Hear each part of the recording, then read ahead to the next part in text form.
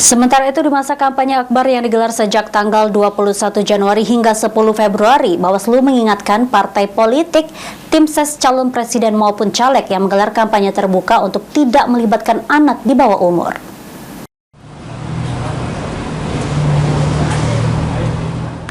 Disampaikan oleh Ketua Bawaslu Sumatera Selatan Kurniawan pada masa kampanye terbuka yang digelar dari tanggal 21 Januari hingga 10 Februari. Pihaknya berkoordinasi dengan seluruh pihak untuk melakukan pengawasan, diantaranya kepolisian dan juga pemerintah. Ditambahkan oleh Kurniawan, pihaknya juga mengingatkan seluruh parpol, tim ses, capres, dan caleg yang menggelar kampanye akbar agar tidak melibatkan anak di bawah umur saat kampanye. Karena sesuai aturan, anak di bawah umur dilarang untuk ikut saat kampanye.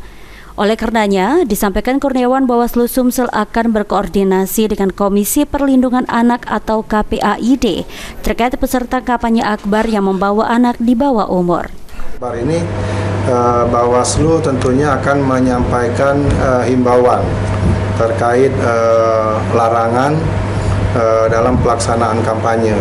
Termasuk kami nanti akan koordinasi dengan pemerintah, dengan kepolisian terkait dengan keamanan. Nah, untuk larangan-larangan itu tentunya dalam kampanye rapat umum itu tidak boleh melibatkan anak-anak, misalnya kan itu salah satu poin yang nanti kita koordinasi dengan Komisi Perlindungan Anak daerah terkait itu. Dan juga selain itu ditambahkan Kurniawan, pada masa kampanye akbar ini untuk transportasi maupun makan dilarang dalam bentuk uang namun barang, serta souvenir maupun door prize nilainya dilarang lebih dari Rp1 juta. Firman Hidayat, PAL TV.